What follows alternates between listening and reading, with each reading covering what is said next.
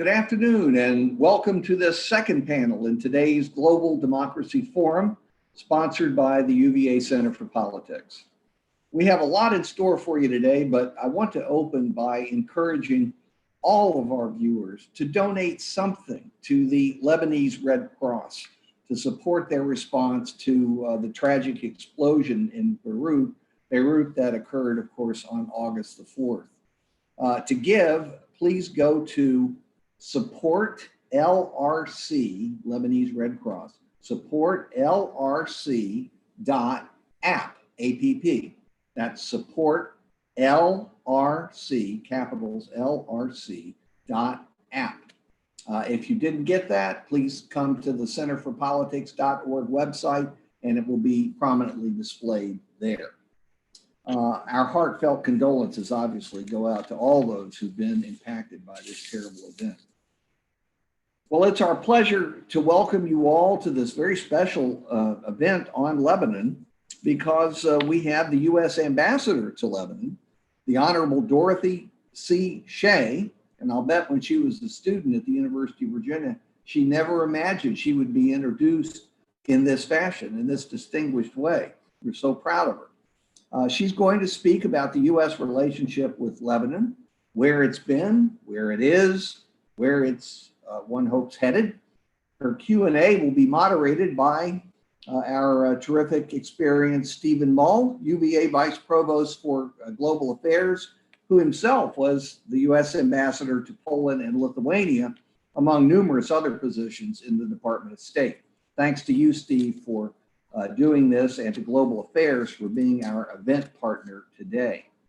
Following Ambassador Shea, we'll host a panel of former Center for Politics exchange participants, and they'll join us live from Beirut, we hope.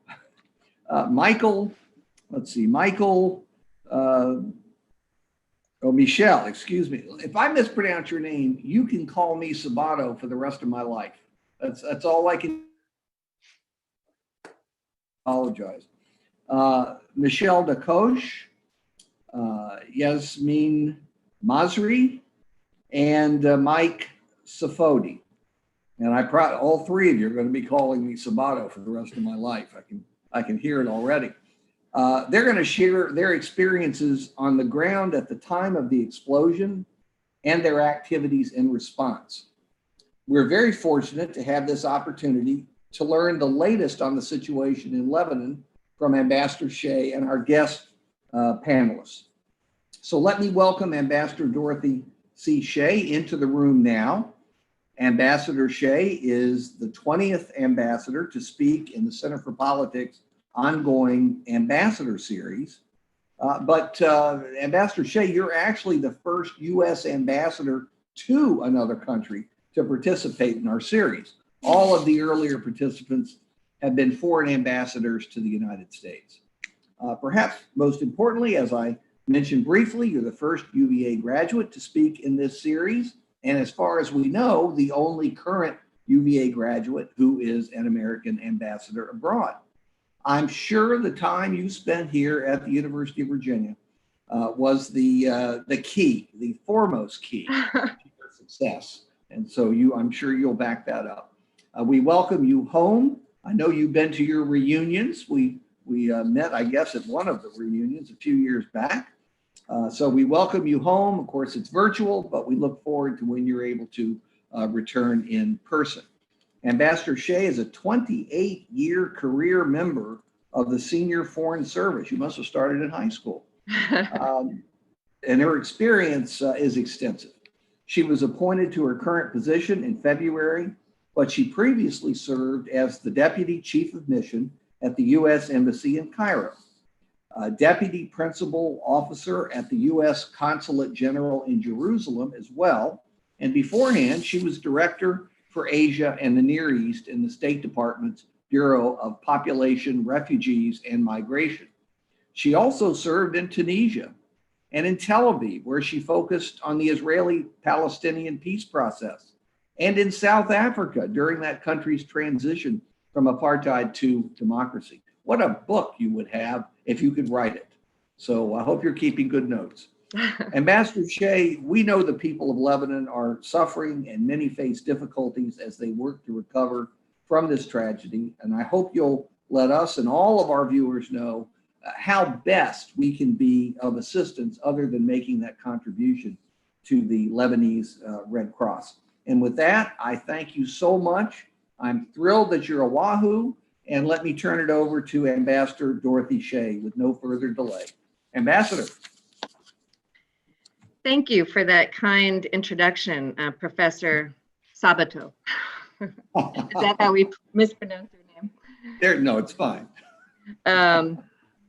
It is a pleasure for me to be here today with the university, my alma mater.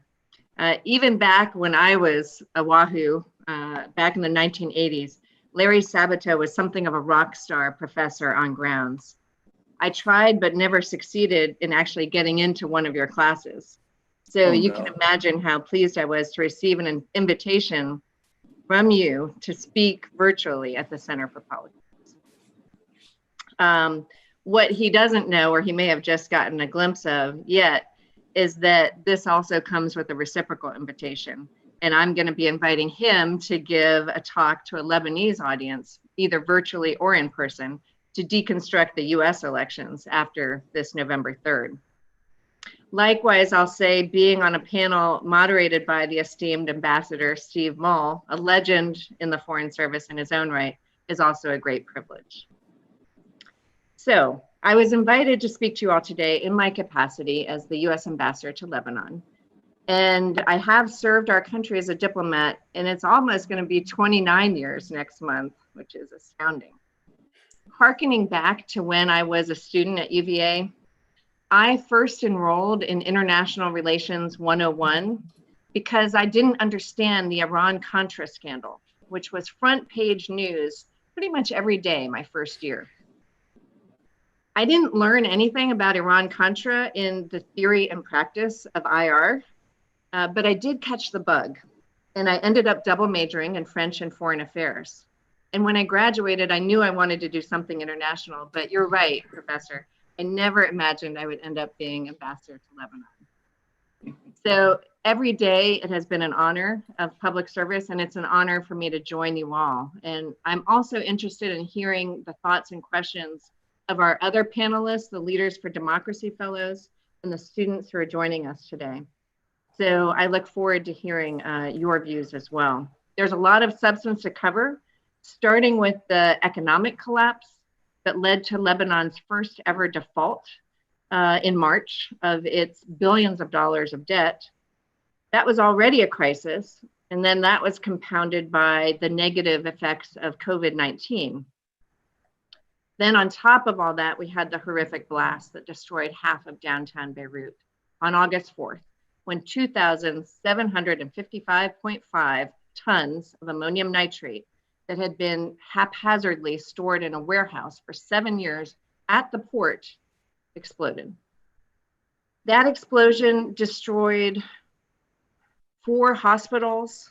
It caused between $7 and $8 billion of damage, according to a World Bank assessment. It left over 200 people dead and 170,000 people without their homes. Let me tell you, I was about 6 miles away as the crow flies at the US Embassy when the blast happened, and I felt it in my core. It felt like it was right outside the building I was in at the time. So imagine how it felt for the people who were close by. The massive destruction all around that part of the city, every time I've seen it, it's like I'm seeing it for the first time. It looks like a war zone. So I would suggest that we all just take a quick minute to honor and to convey our condolences to those who did lose their lives and who were seriously injured.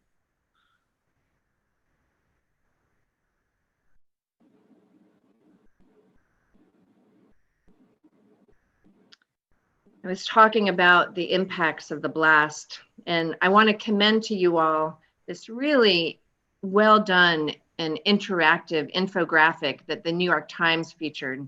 I think the date was September 9th. And it allows the viewer to go into the warehouse and to actually see the explosive materials that probably ignited that ammonium nitrate, and to follow on a second by second basis how that explosion evolved. And then you see the shock waves through video footage that they attached to that file. The negligence that resulted in that explosion led the then Prime Minister to resign, and President Aoun has since nominated Mustafa Adib to put together the next government. As he does so, we're all considering, where does Lebanon go from here? And is there a way to turn this tragic crisis into an opportunity for real systemic change, to get not just the economy, but the whole way of doing business in Lebanon back on a sustainable trajectory? Lebanon truly is at a crossroads, as the title of this session suggests. I'd like to say a few words about US-Lebanese bilateral relations. And starting with a short vignette. A few days after the Beirut port blast, I visited, together with Undersecretary of State for Political Affairs, David Hale, the downtown areas of Beirut that were so decimated. We visited Jemaizeh and Mar Mikhail. They were located just next to the port, or ground zero of the explosion. And we went to this place called the Base Camp. It's a collective of NGOs who are providing a volunteer-led, community-driven disaster response. And we observed these mostly young volunteers helping to remove rubble and glass, capturing door to door, knocking on people's doors, what the needs were, and entering that data into apps and filtering it in so that they could map what the needs assessments were of those entire neighborhoods, and then match those needs to the incoming assistance. Their block by block rehabilitation efforts are truly inspiring. And these volunteers took pride in what they were doing. It was really heroic work, but they were also bitter. They were pointing out that they were doing work that the government should rightfully be doing. And indeed, as we were leaving that area, some volunteers chanted, "Kulahon yani kulahon," which means everybody means everybody, hearkening back to the chants of the protests that started October 17th, 2019, almost a year ago, when they were saying everybody gotta go. They also chanted, "Don't bail them out." They know the government is in financial crisis, but they don't want to bail out. They want this government, or any government that represents them, to take the hard steps.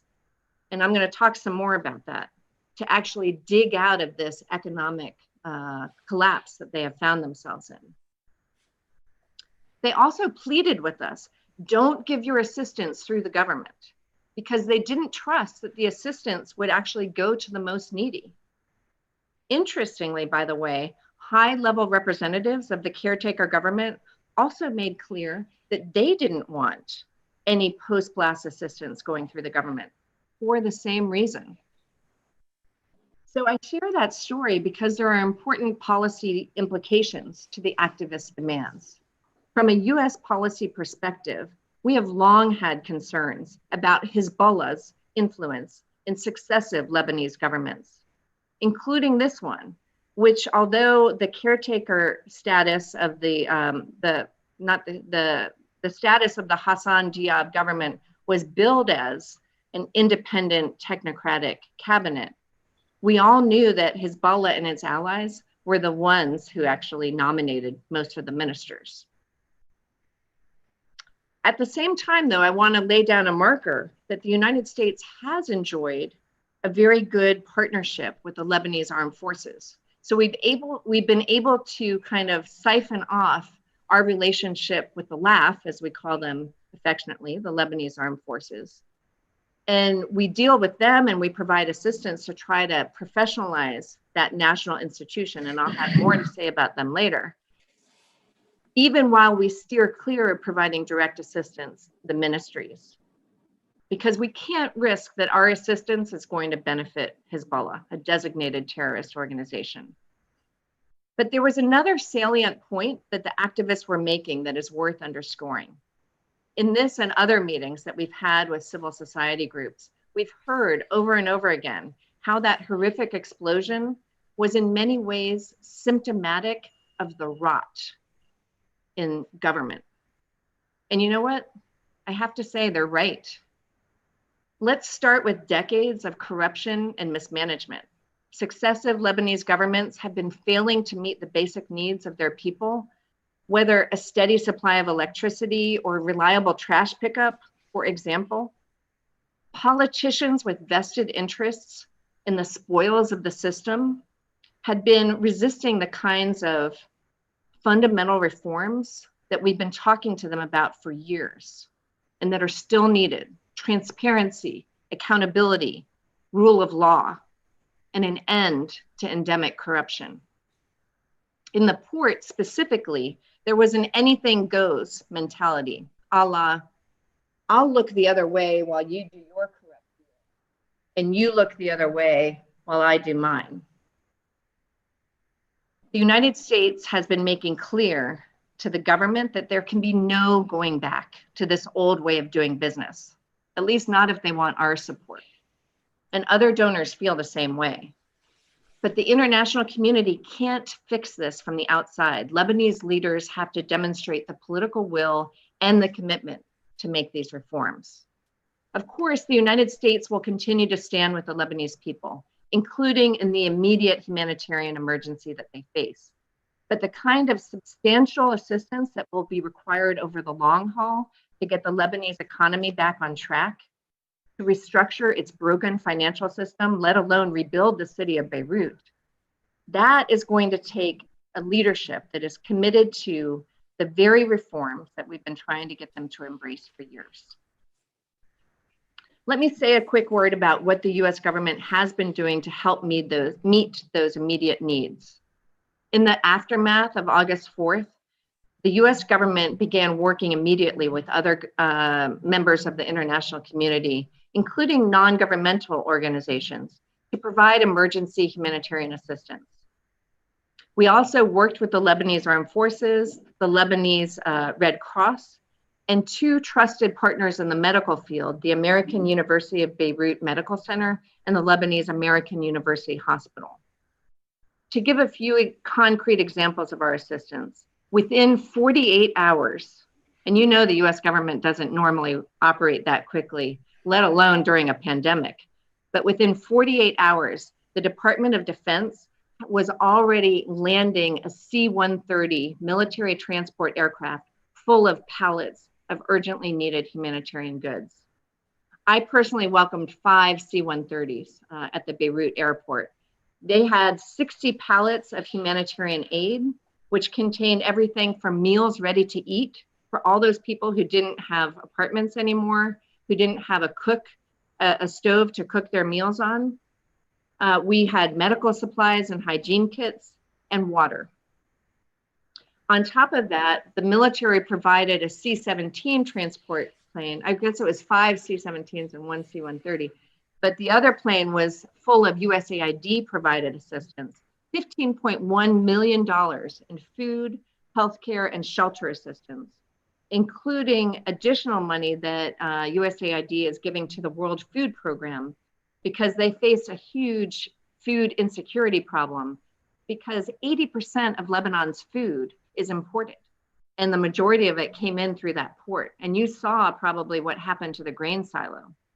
So we had to take some immediate steps with World Food Program to address their food intake situation. And we did.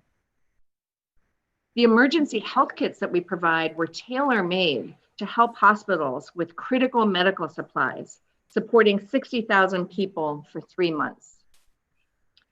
And then the American University of Beirut, with USAID support, has been distributing hygiene kits to those most affected by the blast as well. So in total, the US government has provided more than $18 million of much needed humanitarian emergency assistance. And that's in addition to the $41 million we had been providing to the Lebanese people to help them mitigate the COVID-19 pandemic. Over the past year in total, we have provided $597 million in humanitarian assistance to Lebanon. There's one other kind of assistance that I want to highlight, though. After the blast, in response to a request from the Lebanese government, we dispatched a team of FBI investigators to Lebanon. And you can't put a price tag on that. What I can tell you, though, is that without international assistance of their high caliber, the Lebanese people would never have considered the Lebanese government's own investigation of itself credible or thorough. Other countries are also doing their part. I think there are at least 33 countries that have provided assistance, and lots of NGOs have too, including US NGOs. And I'll just give a quick shout out to the American Task Force for Lebanon, which partnered with a whole range of NGOs, including Direct Relief and others. Also private sector. I know FedEx and some other charter airlines helped them bring in $13 million of medical equipment. And it wasn't just any medical equipment. These guys knew that in that blast, a whole container's worth of chemotherapy and cancer medication went up in smoke.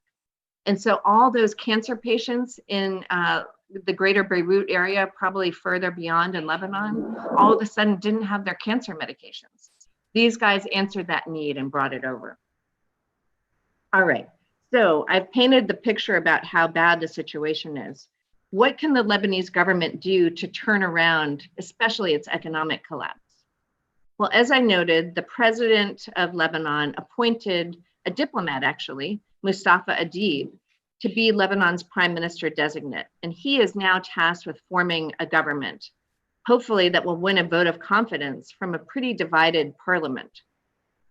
Whatever government comes next is going to have to meet the legitimate needs of its people by urgently implementing needed reforms.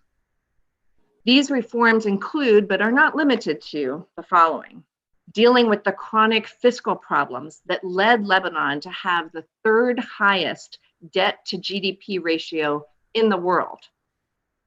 And most observers believe a good place to start would be by ending corruption and mismanagement in the electricity sector, which causes the government to just bleed out money.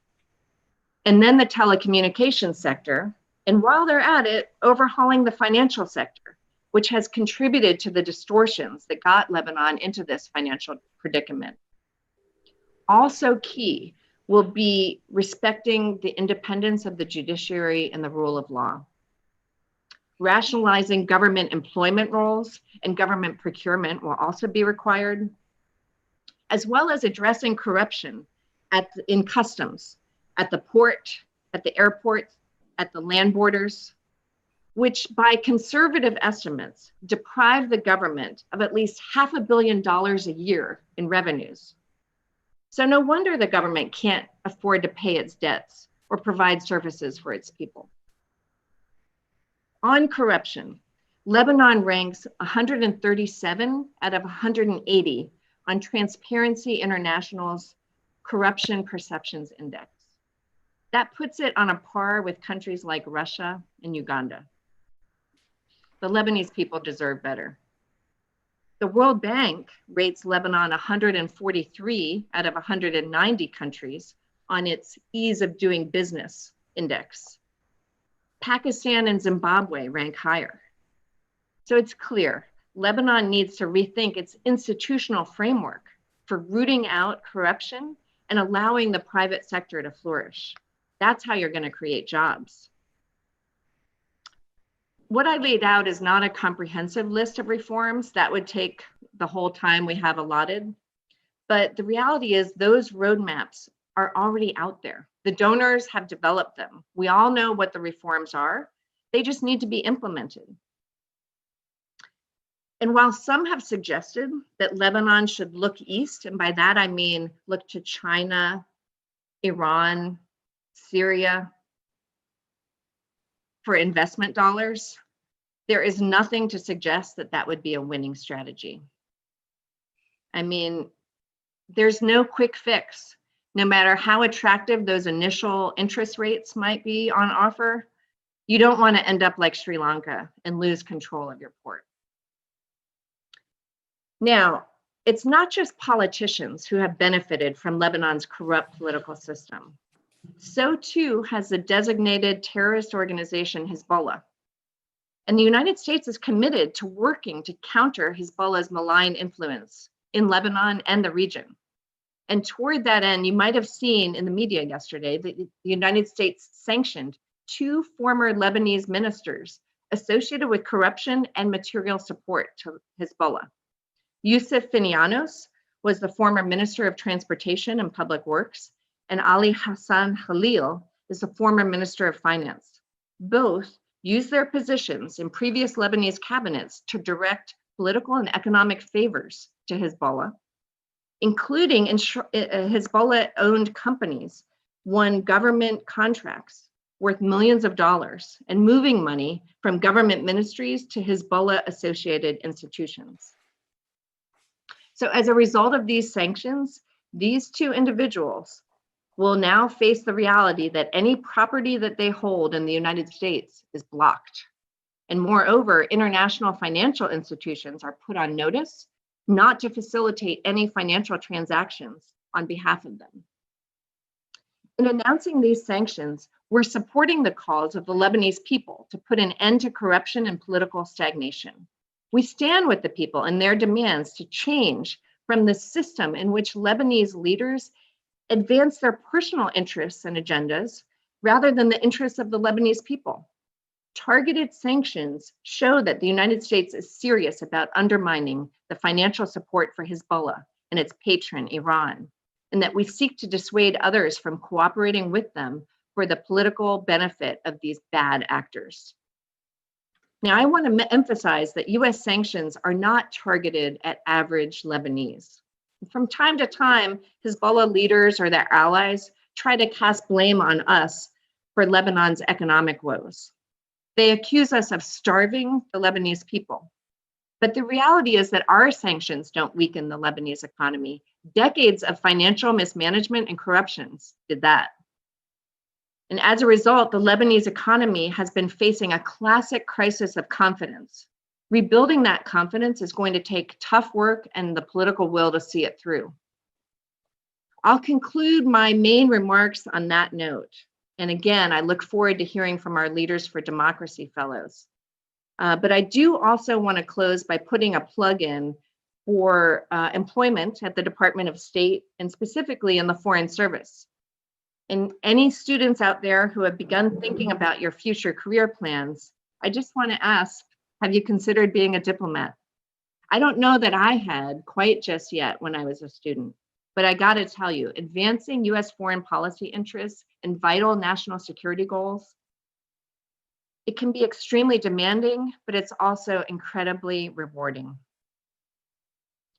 And as I indicated at the top, it is an honor to serve your country in this way. So I'd encourage anyone who's remotely interested, think about public service, think about taking the Foreign Service exam. And I'm happy to answer any questions relating to a career with the State Department, in addition to the substance of what I've tried to lay out regarding Lebanon, understanding, of course, that I've only scratched the surface on both. Thank you very much. Well, Ambassador Shea, thank you very much. And let me just say right at the top, what an honor it is for us to host you back here at UVA, even virtually.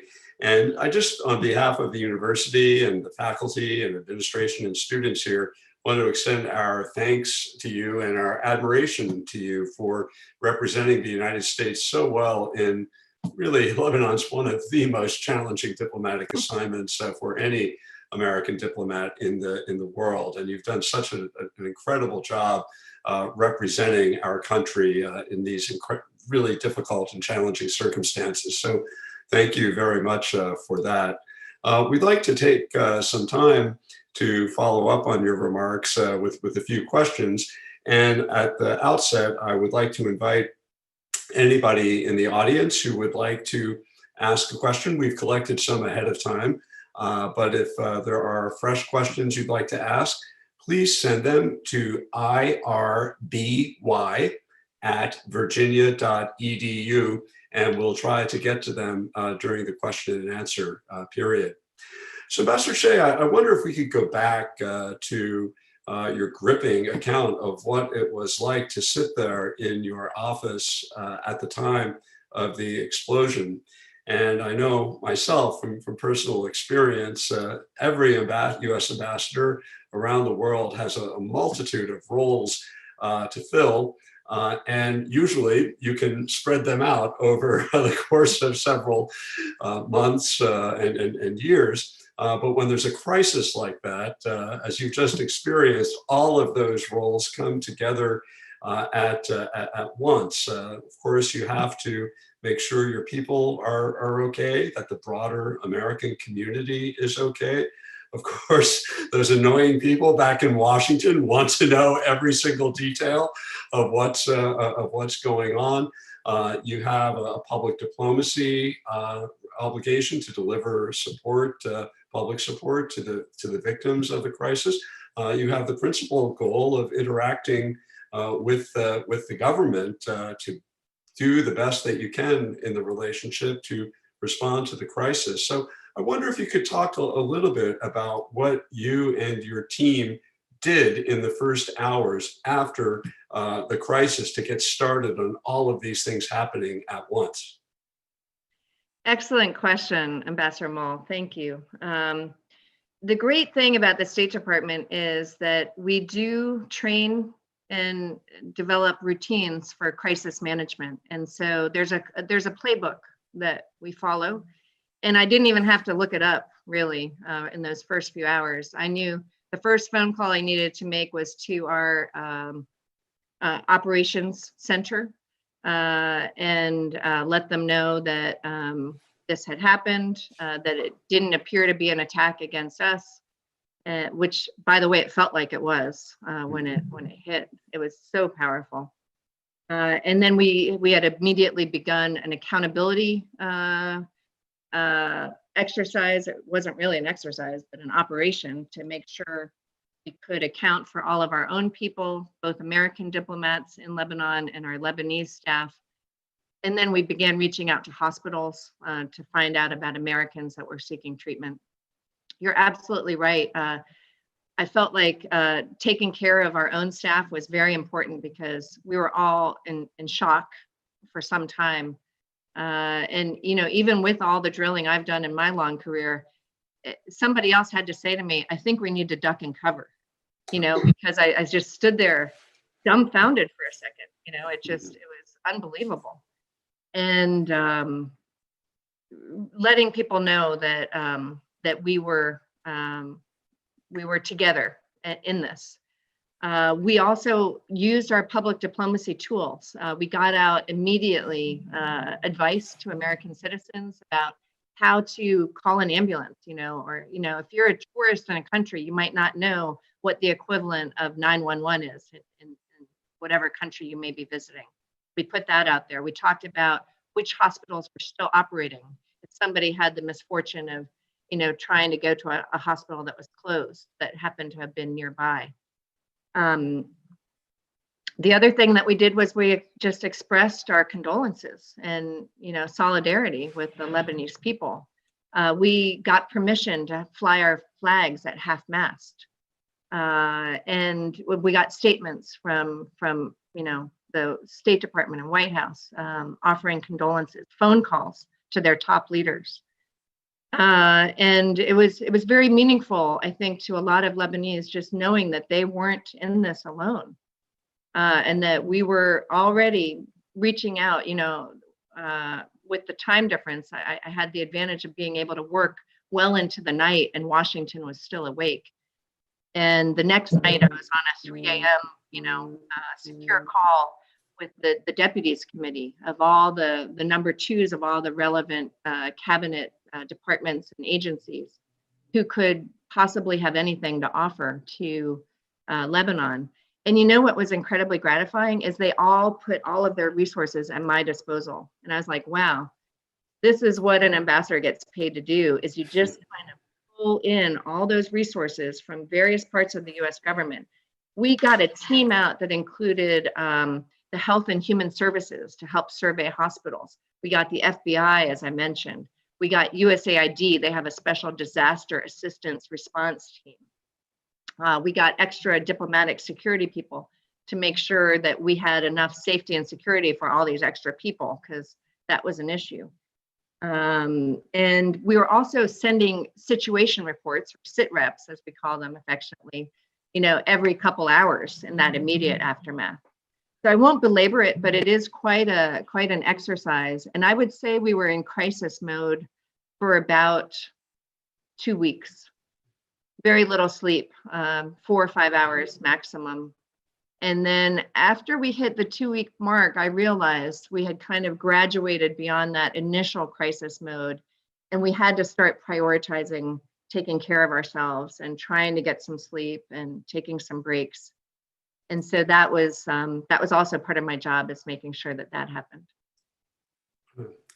What an extraordinary experience, and congratulations again on managing so many things so capably and so well in those hours. I hope now that you're back in the States, you do get a little time to Yeah. rest and to recharge. I'm sure you've earned it.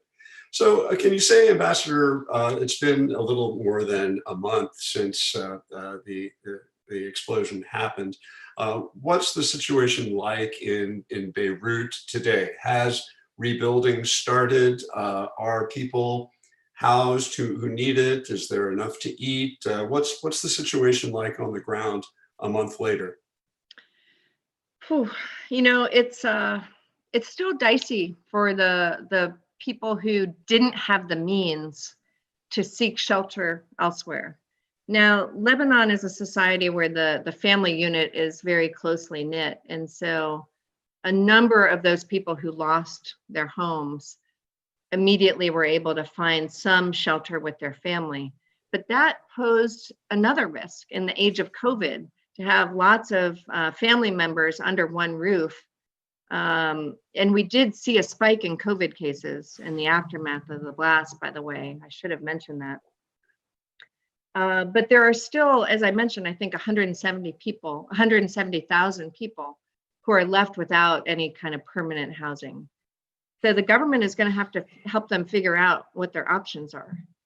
And reconstruction is going to take some time. I know the Association of Architects and Building Engineers has been very helpful in providing their services, and I think they've been doing it free of charge to those who can't afford it.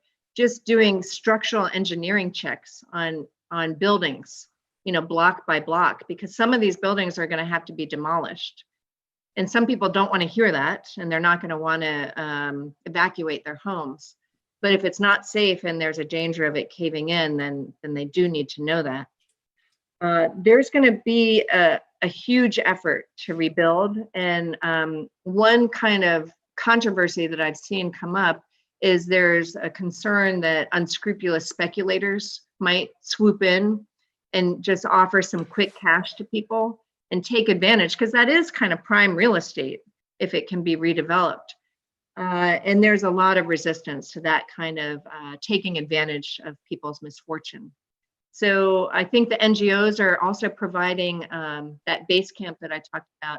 They had a station at that camp for help filing insurance claims and property rights, because lots of these property rights are very murky and subject to legal interpretation.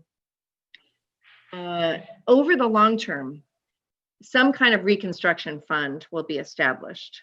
And there will be hopefully a transparent process by which people can apply for and take advantage of those funds. That hasn't been developed yet. I think the World Bank is going to help lead that effort. Certainly, I think an outside party needs to be involved, because the confidence level in the government not falling prey to the kind of corruption problems that I articulated in my remarks is very much pervasive.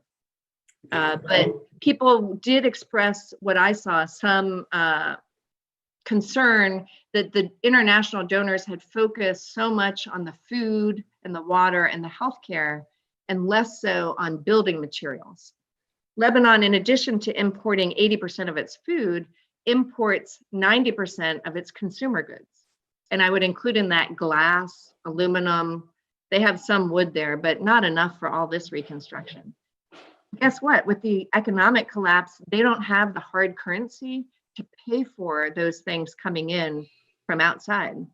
So some donors have actually started bringing in glass Just, before winter comes, people are going to want to get glass in all of those blown out windows. So we have a lot of work to do on reconstruction. Yeah. There's one other thing, if you don't mind me just adding to that. There's going to be a reluctance, at least on the part of the US government, to provide reconstruction assistance to the government because, that port is going to need to be rebuilt. They've gotten well over 50% of that port up and going again, at least in terms of being able to receive ships. But guess what? They don't have any warehouses. So, there's a load of work that needs to be done, but we need to be careful that we're not rebuilding that port so that it can just be exploited by the same bad actors who had the run of it before. And I'm talking about Hezbollah and other bad actors who had that anything goes mentality. Thanks. That's a really challenging part about all of this, given the political implications of how the recovery takes place. Given the very unique, special history of Lebanon, it seems that sometimes getting out of bed in the morning there has geopolitical implications, and that's certainly been the case in this crisis. We noticed, in addition to the swift and very substantial US response to the crisis within the first 48 hours, others have been swift as well. Even President Macron was there within, I think, about 48 hours as well. And he very swiftly seemed to move into a very political role that you normally wouldn't see a head of state doing in a foreign country. Could you talk a little bit about that? Has his very high level activist engagement in the aftermath of this crisis, has that been helpful? Is it something that the Lebanese people welcome? Yeah, I think metaphorically you could say he's trying to light a fire under the political leaders who are responsible for helping to form the next government. Because initially his first visit, I think, was one of solidarity. And, when he waded out into the crowd and, hugged people, that just really touched the Lebanese people. And many people remarked to me, we haven't seen our own government leaders do that. So he really empathized in a way that was not exploitative, but it just related on a human level to people in this time of crisis.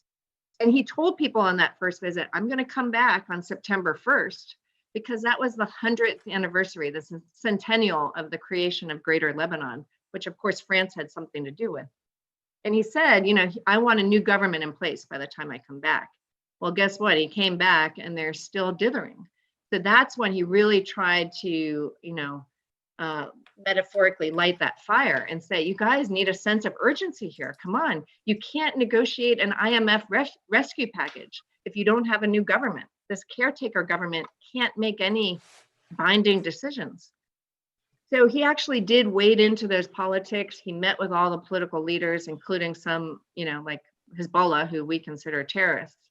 So I'm not going to suggest that the United States agrees with everything about the French approach. It's their approach.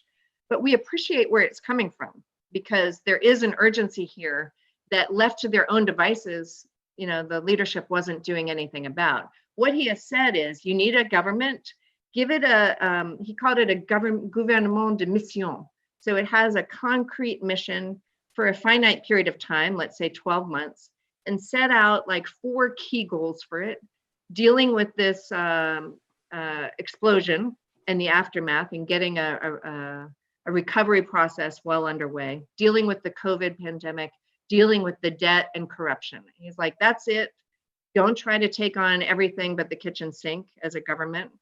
But the problem is, you need not just a government that is committed to these things. You need the enabling environment of a parliament that will pass the laws that the government submits.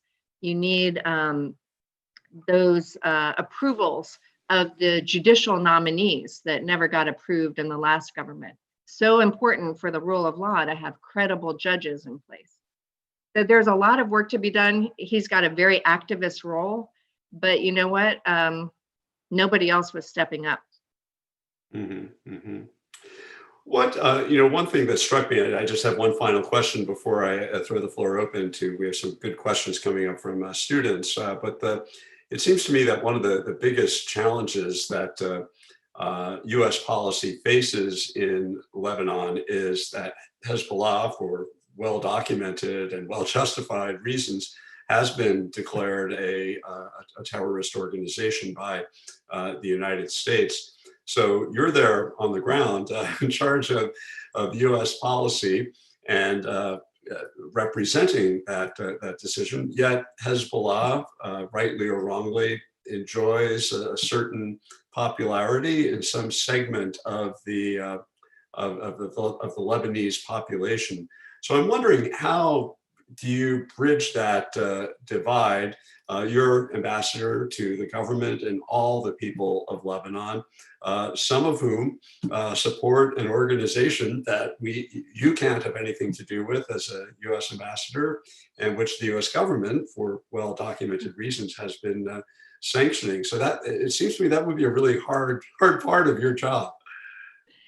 It can be challenging sometimes, indeed. And I go out of my way, as does my team, to demonstrate that in being against terrorism and illicit activities and money laundering and God knows what else, probably, drug running, we are not against any particular religious sect. So I try to demonstrate this is not an anti-Shia policy. We definitely welcome all religious beliefs, and we try to interact with members of various confessional groups. Sometimes we get characterized as being anti this or anti that. We're anti-terrorism. It's unfortunate that Hezbollah sometimes tries to legitimize itself through its role in various governments, through ministerial portfolios, or through its allies. And that's what we saw in the designations yesterday. Those were not Hezbollah members. Those were people who aided and abetted Hezbollah from outside that sect even. So, we're trying to show that providing material support to terrorism is just as concerning to the United States. And some of the misdeeds of these characters really well justifies them being on our terrorism list. Thanks for that. So let me throw open the floor. I believe we have a question from Julia Schupper, one of our students, on the situation regarding the Syrian refugees who, as if Lebanon doesn't have enough challenges, I understand there's quite a few Syrian refugees. Julia, would you like to ask your question? Yes, first of all, thank you so much for joining us today. I just wanted to ask, how will aid reach the 1 million Syrian refugees in Lebanon who are being overlooked in the aftermath of this horrific explosion? Yeah, thank you for that question. And, one of my jobs that I had, I know that I have a long bio, so there's too much to talk about, but I actually had worked in the State Department's Office of Population, Refugees, and Migration, which provides refugee assistance. And I covered the Middle East and Asia. So I actually had traveled to Lebanon to oversee our humanitarian assistance to Lebanon when the Syrian refugee crisis was just beginning in the early days. So the issue is near and dear to my heart, is what I'm trying to say. And I thank you for asking the question. We have provided a lot of assistance, and we still will, to the Syrian refugee population and other refugee populations in Lebanon. They comprise probably somewhere in the neighborhood of 1.5 million people in this small country. So we believe, there's not exact numbers because I haven't been registering the refugees for the past number of years, but we believe it's the highest per capita ratio of refugees anywhere in the world. But we are proud of our assistance to refugees. And a lot of our assistance is actually earmarked for them. What we have to be careful about is that our refugee assistance doesn't end up inadvertently stirring up problems by creating resentments among the local population, saying, why are these refugees getting all this help? Now, notwithstanding the fact that they're destitute, they left with nothing but the clothes on their back, etc. There tends to be anywhere in the world, but we do see it in Lebanon as well, a tendency to, if not to demonize, to kind of view through a negative lens refugee populations as somehow causing financial hardship. And no doubt there are some examples of that. But what we try to demonstrate through our assistance is that we're actually not just helping refugees. We help refugees and the communities that host them. So where there are refugee children in schools, we are also helping the Lebanese students who are also going to the schools, because they've doubled up the classrooms and they have an early shift and a late shift. We provide training to the same teachers that are teaching both classes of students. And the same goes for shelter assistance or other kinds of humanitarian assistance. A lot of our COVID assistance has also been targeted at refugee populations, because many times they're living in circumstances that just don't lend themselves as easily to the kind of hygienic precautions that we're all trying to adopt in the new normal of a global pandemic. So, so just know that front and center in our concern is making sure that all of the people who are the most vulnerable are at the top of our list in terms of making sure our assistance is reaching them. And we hold ourselves accountable to it, but also Congress is holding us accountable. And we also hold our partner organizations accountable. So we work with the UNHCR, the refugee agency of the UN, very closely. And we will go around and do monitoring and evaluation visits and talk to beneficiaries, things like that. We'll actually look at their needs assessments and fact check. Sometimes it's just spot checks because you can't do everything at a micro level, but they have a very good track record. We work with the World Food Program to support refugees. Again, not just refugees, but refugees and other destitute Lebanese, oftentimes in the very communities where the refugees have taken shelter. Thank you for the question. Thank you, Ambassador. Thank you, Julia, for that great question. Jaden Evans, media studies student, I think you have a question about the media in Lebanon. Hi, yes. Thank you so much for joining us again, Ambassador. So from the perspective of being a media student, a student of media studies as well as foreign affairs, I was sort of wondering about the synergistic relationship that you experience with the news media in Lebanon, as well as the citizens of Lebanon, and the way that might push the government towards one thing or another, or affect the way your office might be responding to certain events, and just particularly the way it has played into the most recent blast and the crises that have enveloped Lebanon at the moment. Okay, great. Another very good question, and thank you for that. You've touched on something that was a bit of a controversy in my relatively short tenure in Lebanon, because there was actually a ban on me being interviewed in Lebanese media for a short period of time. That judicial order was issued by a Hezbollah-affiliated judge who had no authority to issue such a ban. And in fact, I received an apology from the Office of the Presidency. And the irony was, as soon as he issued this order banning people from interviewing me, I had a line of like 20 media outlets out my door, pounding down my door saying, "Let us interview you, please. Let's be first," you know. That order was overturned on short order. And, you know, what I tried to do was point out how incongruous it was, because Lebanon has been known over the years for having a vibrant media scene, sometimes a little too vibrant because we don't always fact check. And, you know, we talk about fake news nowadays, but these guys sometimes they just make stuff up. When I see meetings that I was in and I see these descriptions about what was said, and they bear no likeness to the reality. But on the other hand, it's important to preserve the freedom of expression and freedom of the media. So we took a stand on that, and we were, you know, glad to do so. The Secretary of State said it too from the State Department podium. We're not going to be silenced. But what we've tried to do is actually provide positive reinforcement to the media, making myself or my staff available when they want to do an interview or a backgrounder, to help them out, to understand whatever the issue of the day is. There's so many complex issues in foreign policy.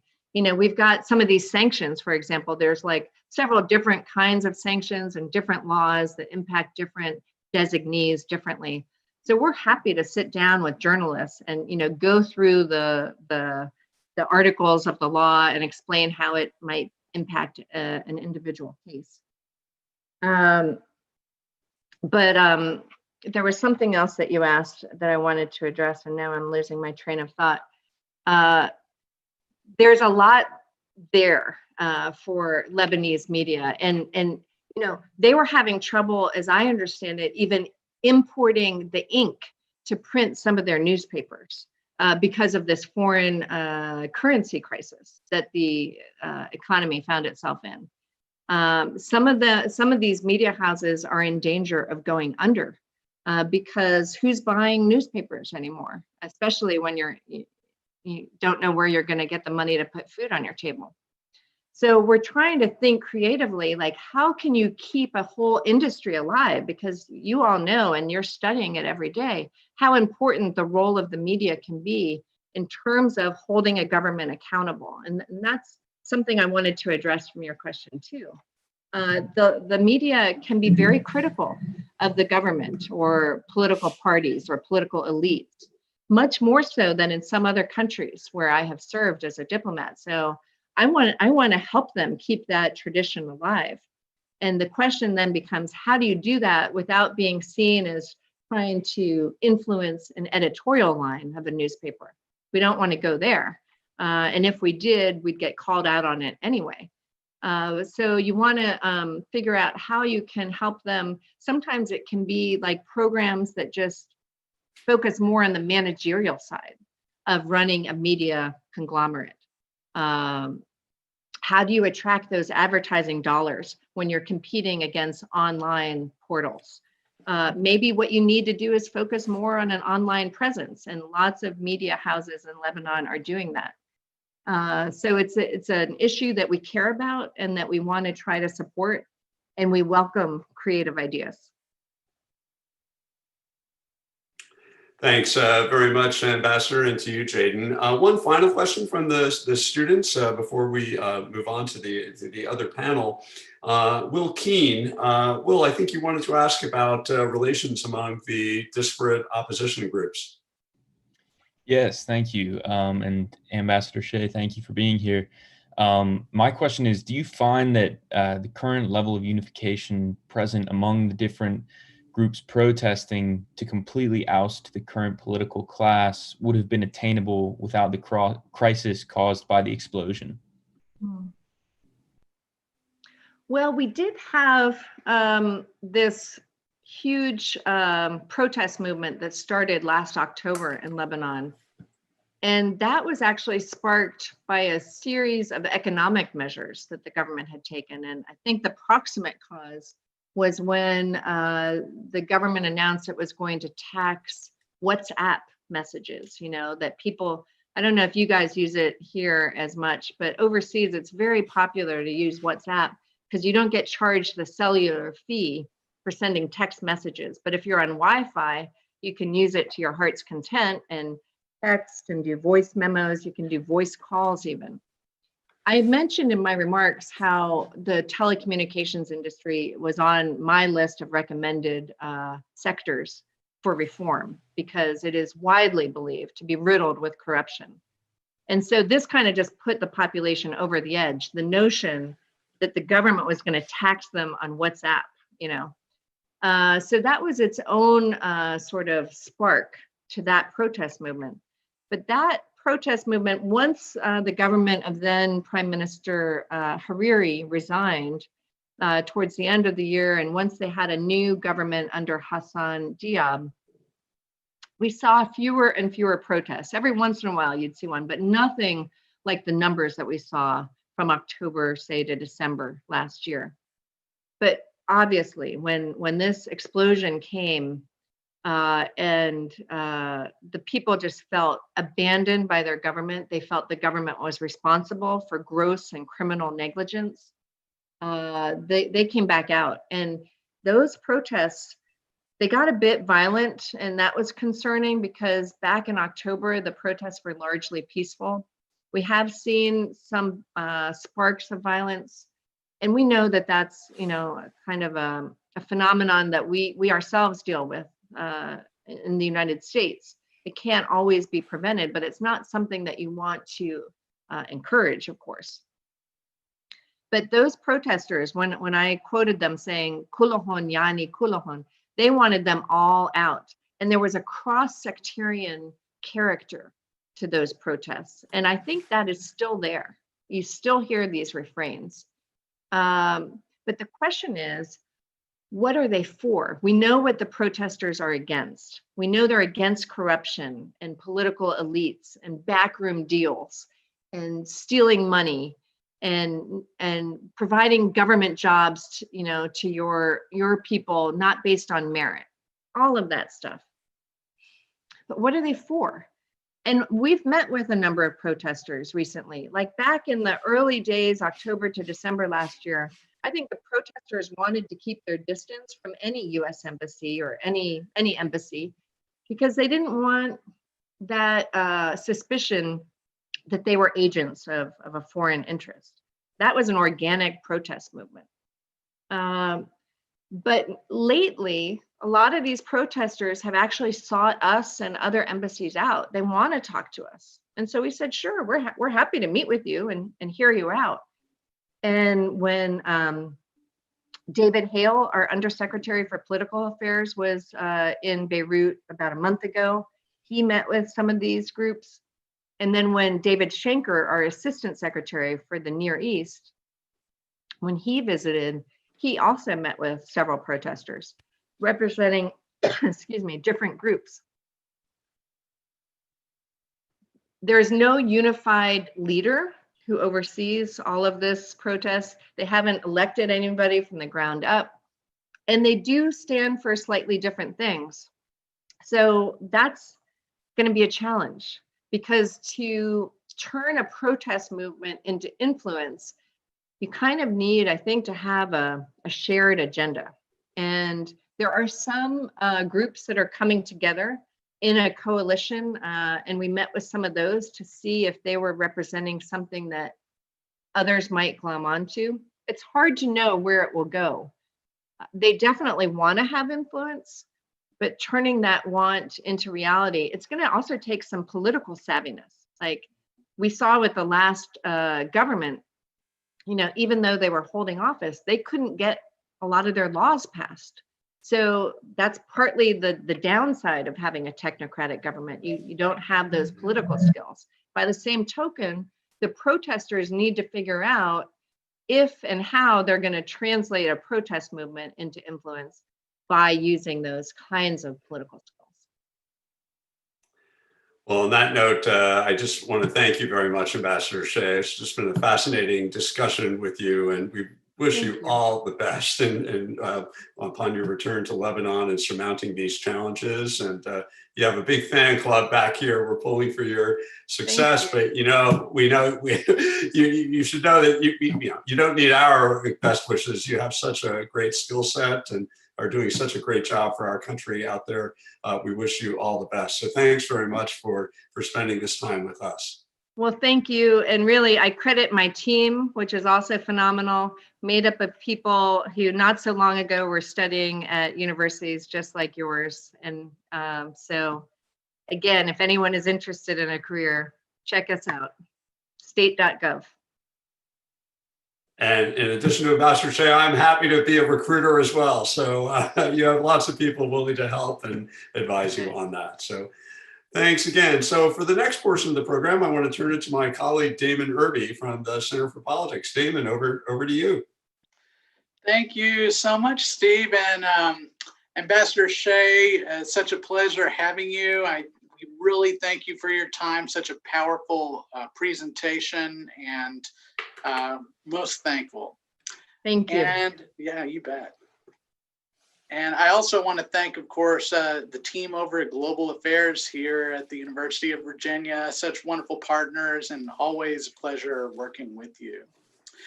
So in 2016 and 17, the Center for Politics Global Perspectives on Democracy program hosted the 5-week academic residencies for the Leaders for Democracy Fellowship, or LDF. This was an international exchange for leaders from across the Middle East and North Africa in partnership with World Learning and sponsored by the U.S. Department of State's Middle East Partnership Initiative. The fellowship focused on a wide range of fields, but was anchored in enhancing the leadership and civic engagement talents of the participants.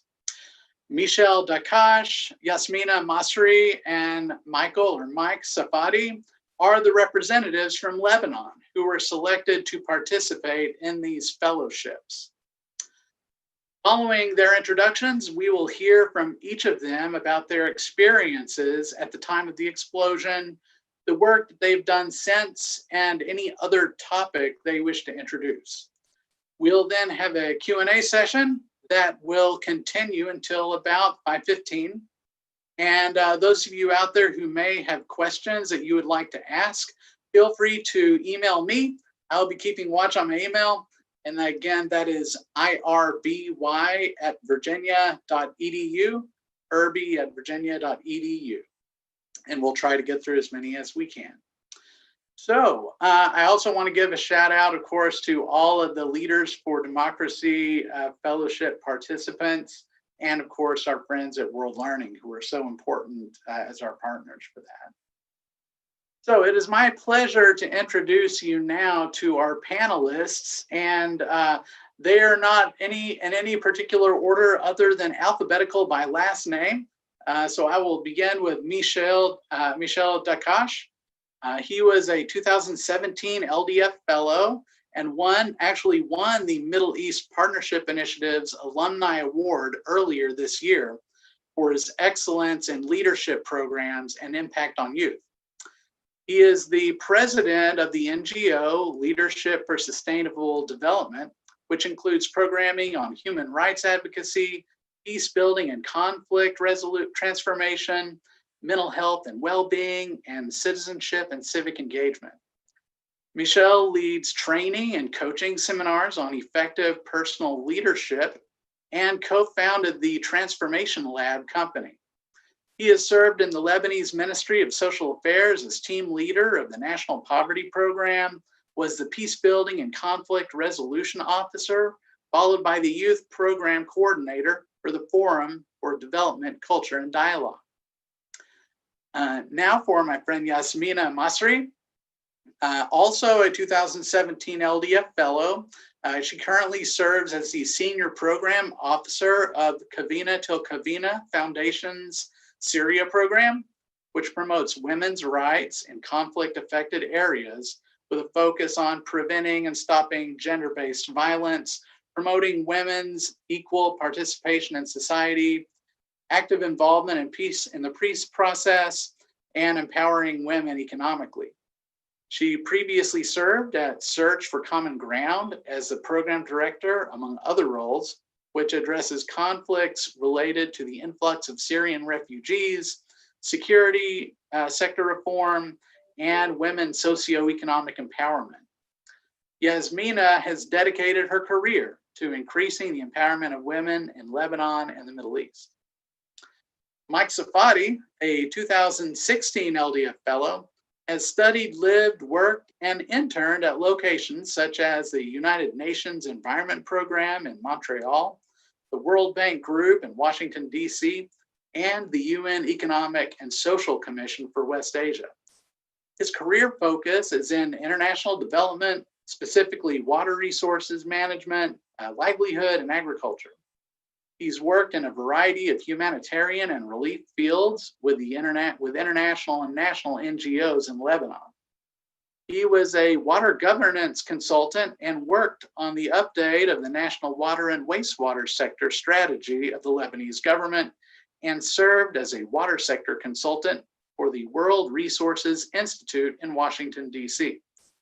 Most recently, Mike assisted Italian journalist Paolo Frater of Sky 24 during his on-the-ground television reporting of the Beirut explosion. Michelle, Yasmina, and Mike, welcome to each one of you. It's an honor to have you back with us here at the University of Virginia. And I will go ahead and turn it over to Michelle. Michelle, feel free to share some about your experiences on that day, and then what you and your organization has been doing since, and whatever else you wish to bring up. Thank you, Mr. Irby, and thanks a lot for having us. Ambassador Shea, thanks for being with us as well. First of all, I would like to thank the UVA for this opportunity. And I have to mention that attending the LDF program 2017, it was a turning point in my life on both personal and professional career.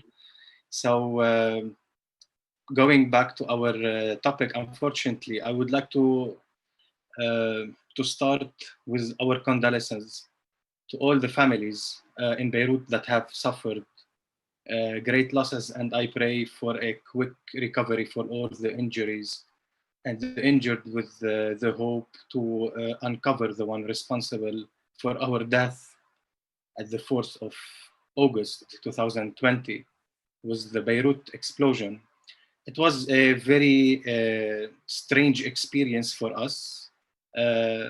Life was going on, and suddenly, I don't know what's happened. Everything turned black. We were looking on the media, and even if we are living outside Beirut, far away from Beirut, we felt that it was near our houses. It was an explosion tackling us personally. And each one of us started to think, what did I do the week before or the month before that might be tackling me in such terrorist way? And lots of questions with no answers, and with a bit of, if we can say, a fear about why we are in this situation. So my piece in this discussion will be twofold. In the first part, I will be discussing the humanitarian response / emergency response, which has been a hard pill to swallow since our team never left the field from the day one of the explosion. And the second part will be mainly some suggestions for solutions for a safer future in Lebanon, as much as we can do as young people. So what happened on the 4th of August was the final stroke in terms of what trust was left between the Lebanese citizens and the official authorities. So as citizens, we have the right to know what happened in the port and who is accountable. We heard many statements, for example, from the officials at the first days, the beginning of this tragedy, if we can say, about it being nothing more than fireworks or similar falsehood. And I don't understand how our leaders can expect the people's trust back following the 17th of October after a supposed firework explosion, which wiped a whole capital off the map. So that's why we demand an international investigation committee capable of bringing back at least the belief in uncovering the truth that took place, and to ease the pain of Lebanon, of Beirut, and all the citizens. So given the absence of means and resources of an official disaster management body that should be ready to take action in any emergency response that might happen in Lebanon, we as civil society especially, and what the ambassador was mentioning as well, we were challenged, and especially as volunteers and benevolent people, with the job of controlling and managing what can be managed of this difficult task, which is further than our capacity and role. We were doing the role of the state. So nevertheless, there are tremendous and blessed efforts, as mentioned as well, made by our people in Beirut to get past this disaster. We thank all the countries that supported Lebanon since the beginning of this catastrophe, and especially the United States of America, which has and still the pioneer supporter of Lebanon, the Lebanese people, and especially its official army. So I want to take this opportunity to address the topic of donations and grants, especially cash transfers. As mentioned by the ambassador, that we have a challenge on the banking sector due to the currency issue, and as well, citizens need to secure their houses. What we are in Lebanon is nowadays in an economic situation crisis since before the Beirut explosion, where aid and support come from institutions and individuals from abroad, and clashes with deadly bureaucracy. And I have to mention the deadly bureaucracy because we are, as the famous slogan, winter is coming.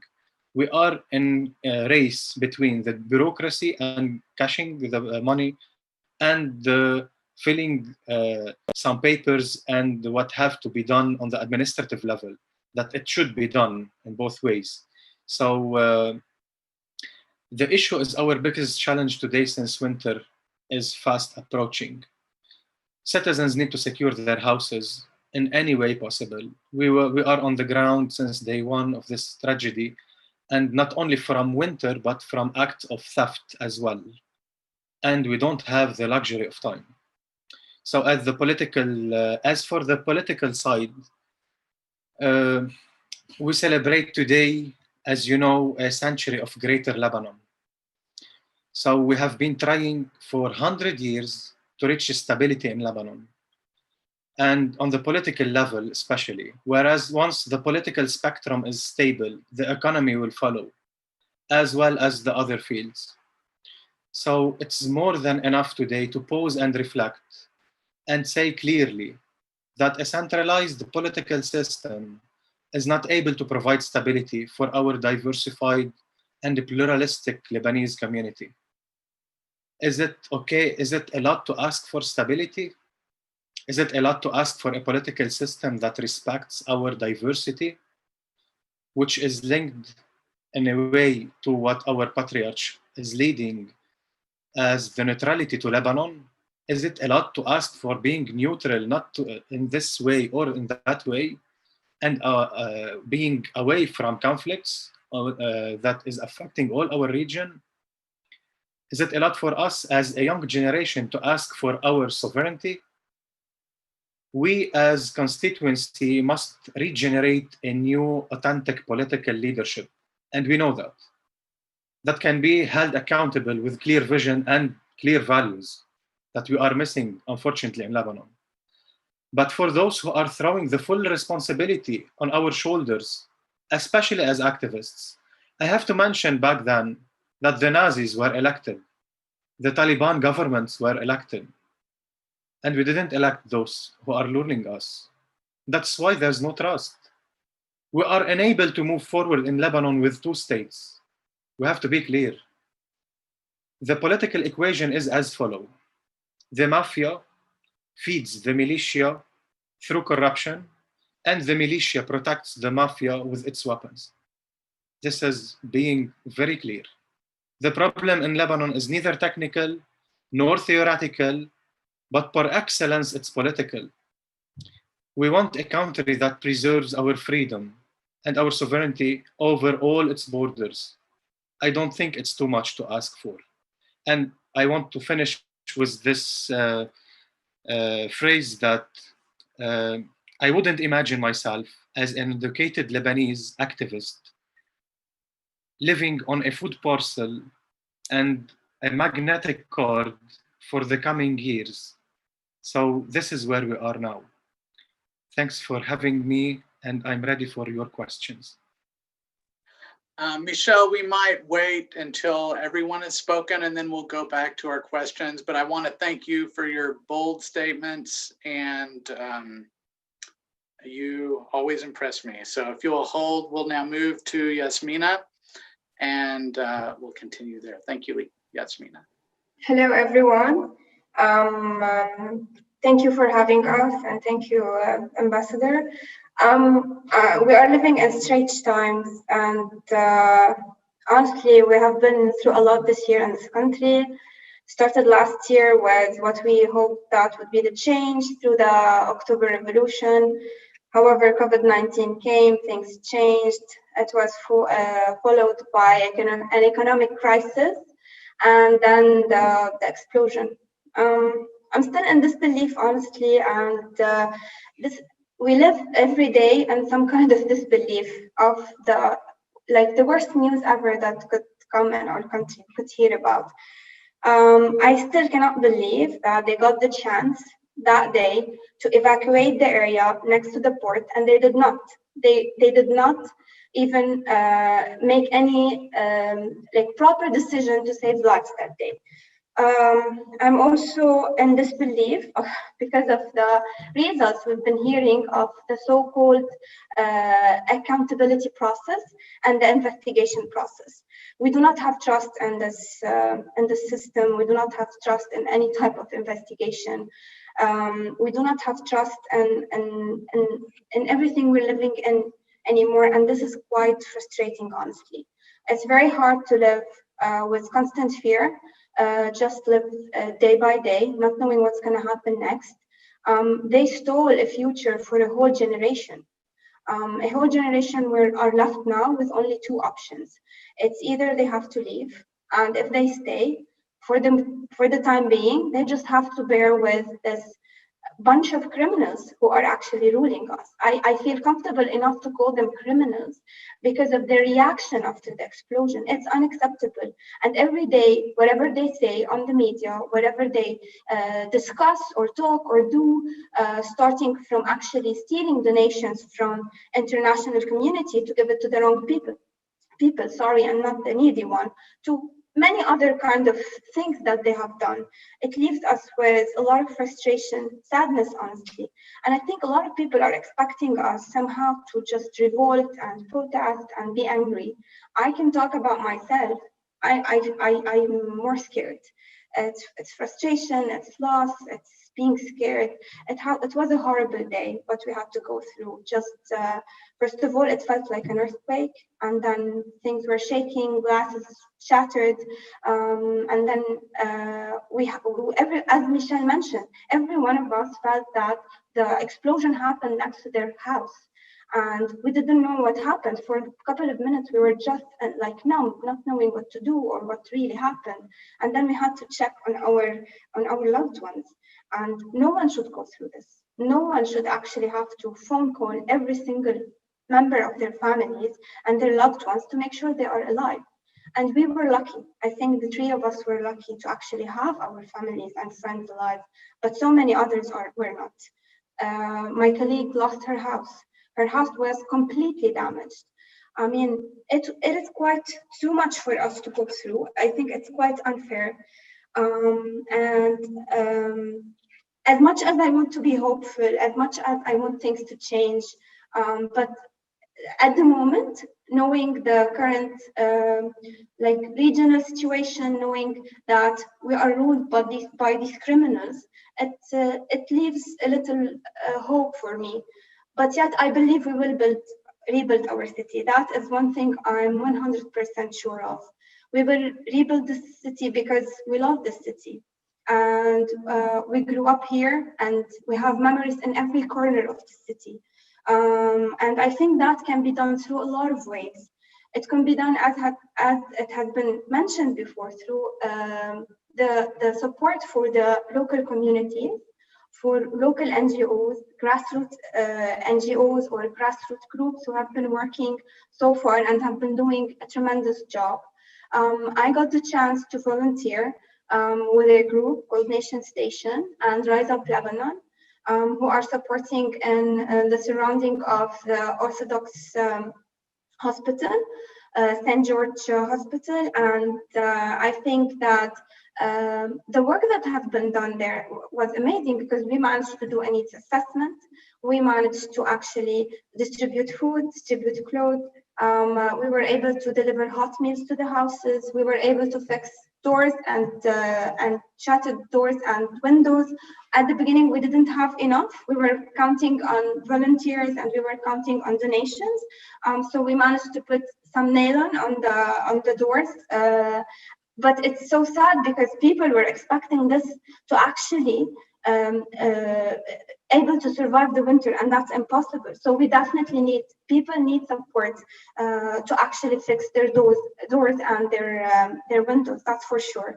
And I think also, as someone who works for international organization and a feminist international organization, what I can actually advocate for at the moment is to make sure that donors and NGOs and the international community would be granting the local NGOs and the groups in Lebanon to make sure that we have a room for flexibility. I think at the moment with the current crisis, this is a top priority, and making sure to give space for the local NGOs to operate as much as possible, and support them as much as possible. I think there are a lot of capacity building needed, but also in grants, making sure that they have the final say in the work they do. And finally, I would love to say thank you again. I think that one thing for us, we are trying to survive the guilt of survival, and I think that's not fair. We are trying to find normality, and that's not fair. And one thing that keeps popping into my mind is we didn't get the chance to mourn because our government did not allow us to do that. The next day, we had to actually leave our houses and our beds where we just wanted to lay down and just cry. And we had to go into the streets to build our city. And that's not fair. And I really hope that the Lebanese people, different groups within the revolution would actually be able to come together to find the unity, because we are asking for so little. We are asking for electricity, we are asking for rights, we are asking for institution, and we are asking for the rule of law. And that is taken for granted in so many countries, except for ours, unfortunately. So thank you everyone for listening, and back to you, Damien. Thank you very much. Thank you so much, Yasmina. Everyone, I know every one of our viewers can see the how sharp these participants in the Leaders for Democracy Fellowship are, and how amazing people you are. So I want to turn now to Mike Safadi. Mike, if you would go ahead and give us your comments.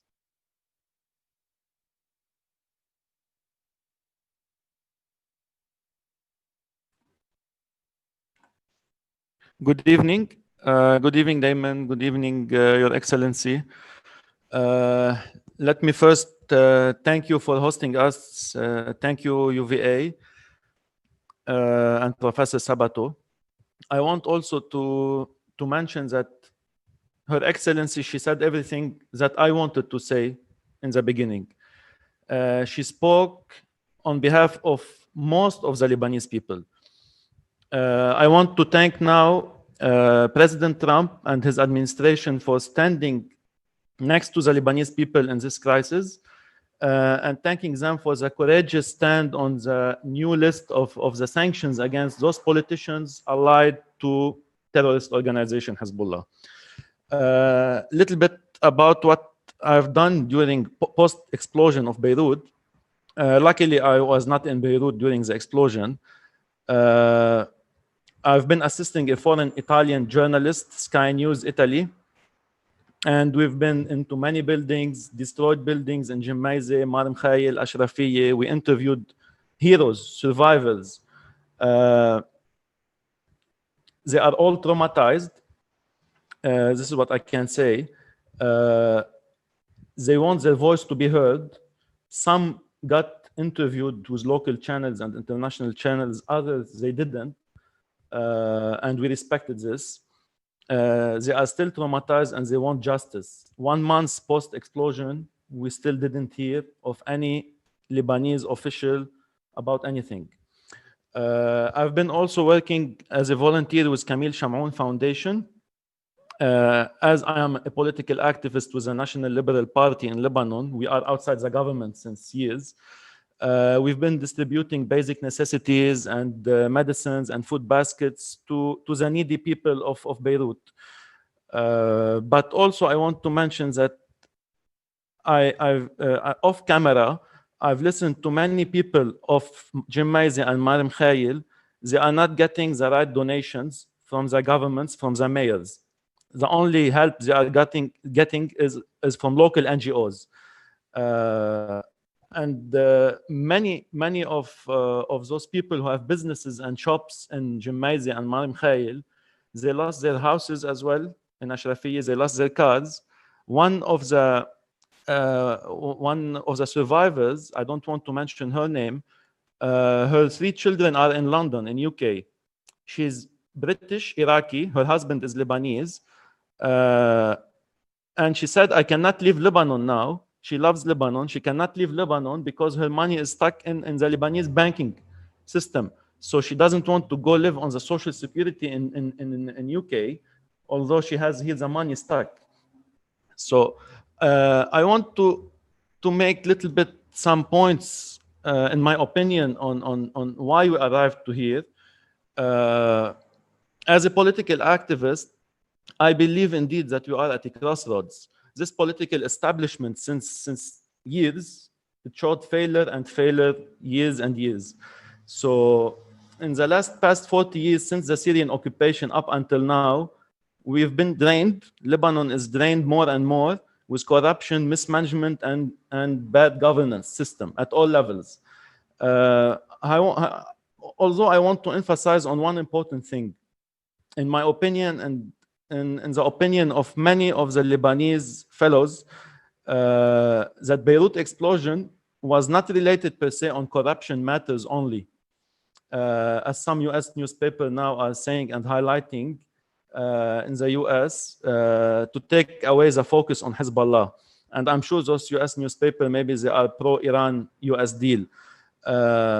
So even if the corrupted officials and politicians are closely related to Hezbollah, maybe they are doing so in order to give some political victims, politicians corrupted other than Hezbollah, the militia controlling and hijacking Lebanon since years. So in every country there is corruption. This is what I'm gonna say. We have corruption and it's deeper in Lebanon. However, we are not all equal in rights. So usually as Lebanese, we have to be all equals in rights and duties. But there's one political party always dominating, always hijacking the country. They decide when to do war, when to do peace. They decide when to interfere in which country, destabilize the stability and the sector in Lebanon. So this is the threat and the cancer to the system. Therefore, my message to you, Your Excellency, and what we would like to have is on implementation of the United Nations Security Council 1559 and 1701. 1559 was partly applied when the Syrian occupation troops left Lebanon. However, we still want to disarm all Lebanese and non-Lebanese militias, Palestinians in the refugees camps. They should not be armed. Hezbollah should not be armed, or else we are going to chaos. So what I want to mention at the end, we are in Lebanon, we are like a ship, and this ship is sinking deeper. It's filled with water from financial crisis, economic crisis, post-Beirut explosion. So what we need to do in order to solve this is we have to grab a bucket and remove the water. We have to grab a bucket and remove the real problem and challenge for Lebanon as a nation, which is Hezbollah. Hezbollah, when we remove Hezbollah's weapons, we leave him as a political party equally like others, removing this link with Iran, then we can fight corruption easily. We can fight any issues. Those will be minor, in my opinion. This is the real threat for Lebanon. Either now we are heading to crossroads, either implementation of the Taif agreement, and this is the first point in it to disarm Hezbollah and other militias, or we are going to a new political pact, not on Hezbollah's terms, however, on a federal or confederal level. So after 40 years of mismanagement from those politicians in the government, in many governments, Hezbollah is still available and it's still getting stronger and stronger. We have seen many assassinations. So we have to find a solution, and we need France and the United States, both together, who sponsored UN 1559 in 2004, to really work together in order to disarm Hezbollah mainly and other non-state weapons like Palestinian groups, either diplomatically or either by force. We are already on the ground. We cannot remove our money from the banks. There are no foods in the supermarket. Some people are committing suicide in Tripoli and Akkar because they cannot immigrate because they don't have university degrees. This is the political establishment that led to this. So I cannot blame one person or one president now. I want to blame all of them. This is why I say all, كلهم يعني كلهم, but I don't mean all of them are corrupt. No, the ones who are corrupted, they need to be penalized on this. We need a good judiciary system. And this is all a vicious cycle. So once I remove Hezbollah's weapons, the problem is not there. I can fight other political problems and issues and obstacles. So this is what I wanted to say, and I want to thank you, Your Excellency, because still your words, you said everything that I wanted to say. This is why I didn't say much, but we need the implementation of UN 1559, 1701, delineating borders with Syria, closing this tap on Hezbollah, because we cannot continue like this. I am immigrating to Canada. All my friends are immigrating to Canada. So we don't want to lose this. And we need support from this international community, mainly Trump administration and France. And thank you a lot. Ambassador Shea, would you like to give a brief response to any of the comments that you just heard? So you're more than welcome, or you can follow up with them later. Thank you. I'll just take a quick minute, perhaps. And for all of the LDF fellows, I just really was touched by what you shared with us, and by your passion about trying to make things right after this horrific blast and all of the corruption and mismanagement that manifested itself in it. I'll just say a quick word. Well, I want to get together with all three of you guys when I'm back in Lebanon. So let's figure out how to make that happen. I'll be back in early October. So we'll do an in-face, just the three of us, socially distant. But I want to respond to what you were saying about the arms. And of course, having a whole arsenal of weapons outside the control of the government is inappropriate. No state should condone such a threat to its sovereignty. But I want to just quote something that Secretary of State Pompeo said. I had this in front of me, and I wanted to refer to it at some point, but I ran out of time. But on September 2nd, he was talking about Hezbollah's, missile systems and precision-guided missiles. And he said, here's the problem. Everybody disarms but Hezbollah. That is the challenge that is presented. And so those people who are either part of that or who are playing footsie with Hezbollah should know that that's not productive. It's not what the people of Lebanon want, and it's not what the regional security situation demands. So we are with you in this and trying to figure out how to increase the cost to whether it's Hezbollah or the people who enable them. That this is not acceptable, first and foremost to the people of Lebanon, but also to the international community. That's a UN Security Council resolution that they're flaunting. So it's not easy to get a group to disarm, but the other militias did, It's been done in other countries, so there are precedents out there. And I think it is important for the good of the country that you don't have this power imbalance. Thank you again for your comments, and also to the others as well. Thank you for you. Thank you, Ambassador Shea. So we are running out of time, but I did want to give one question to each of you that it's pretty open, but what is the most important thing that you believe American citizens can do for the situation in Lebanon? And anyone can take that, and everyone can. Yeah. Thank you, Damon. We as LSD, Leadership for Sustainable Development organization, we responded to the Beirut blast in a campaign called دعم صغيري, which means, it's in Arabic, a little push, where we are able to support our community in whatsoever we receive. So we created a crowdfunding campaign on a platform which is mentioned on our website, www.lsdlebanon.org.